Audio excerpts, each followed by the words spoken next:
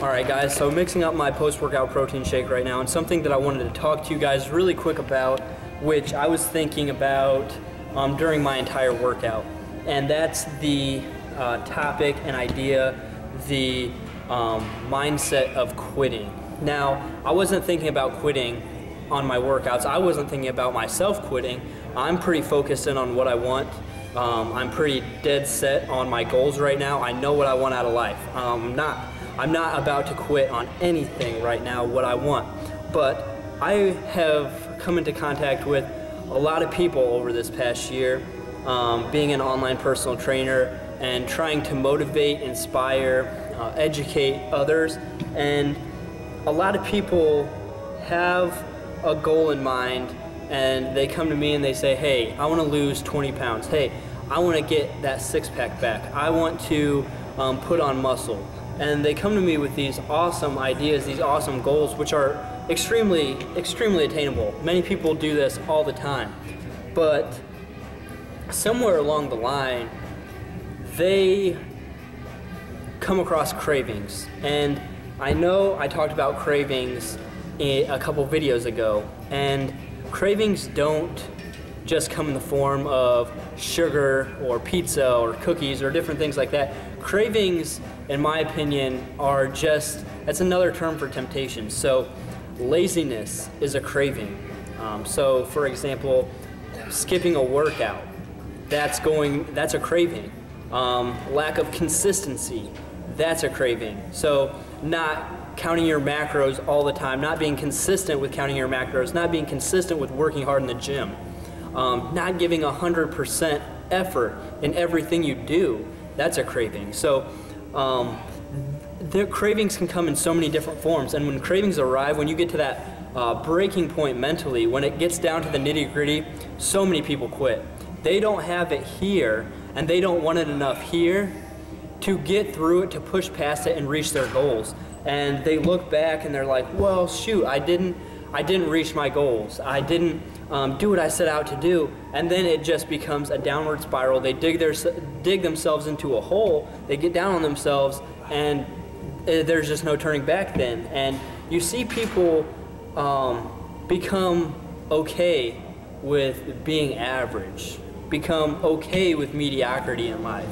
And there's really nothing, I can't think of anything off the top of my head that I wouldn't say frustrates me, but it disappoints me when I see somebody set out to do something great, to better their life, to become healthier, to become the strongest version of themselves, and fall victim to cravings.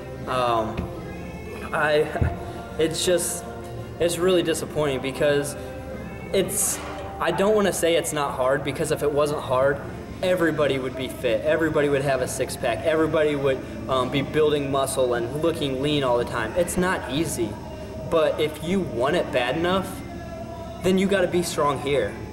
It's that simple. You have to want it bad enough. You have to completely disregard what other people are going to say. If you're counting your macros at dinner and somebody gives you a weird look, who cares? Screw them. Your goal is bigger than anything or anybody's judgment upon you. What you do should only matter to you, and it's that simple. So unless you have the mental strength to get through the nitty-gritty, to get past those breaking points, you're never going to reach your goals. And I don't want to tell you guys that things are impossible in life, because in my opinion, nothing's impossible. You guys can attain anything you want in life. If you work hard, you stay consistent, you don't have a lazy attitude, but you know what? There are things that are impossible in life if you do have that mindset that is okay and accepting of average, accepting of mediocrity. Because once you accept that mindset, once you become a little bit lazy, a little bit inconsistent in one area, so say you don't you miss your macros a couple days. Say you slack off in a couple workouts. You know what? That's going to carry over to other areas of your life. You're not going to be the best at work. You're not going to be the best in school then. And you know what? You just have to become consistent. So consistency is key. Fighting off cravings is huge. If you want to be successful, that's what you have to do. So that's just what I've been thinking about lately. Wanted to kind of get that off my chest to you guys, but about to drink this protein shake now, go back for the night, get some work done, and I'll see you guys in the next clip.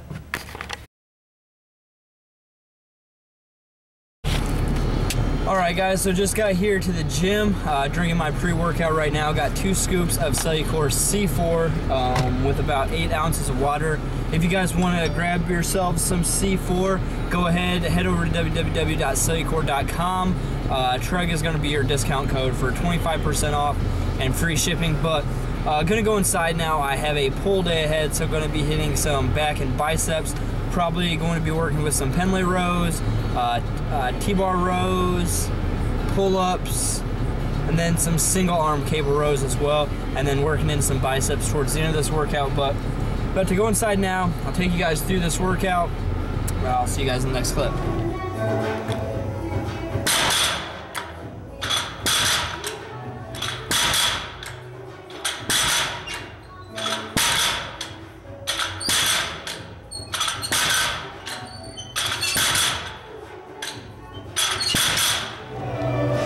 Alright guys, so that was one of the first times that I have ever done Pendlay rows. I wanted to switch something up rather than doing bent over barbell rows. Those have just been putting a little bit too much strain on my lower back. So I wanted to switch something up and go with Pendlay rows, which are at a dead stop at the ground. So you have 0 momentum in it. You shouldn't really be bringing your lower back into this movement too much, if at all. So I wanted to try that out today, and I have to admit, I really kind of liked them. After looking over the footage, my form can still use a little tightening up.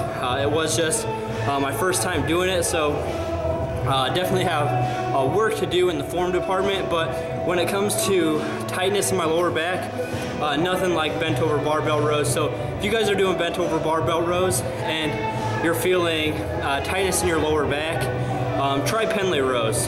These are, I think they're going to be better off for my lower back, and I'm definitely going to be throwing these in throughout my next few pull workouts for sure. But now going to do some T-bar rows. I'll show you guys these. 10 to 12 reps. There's April that comes in. Who gives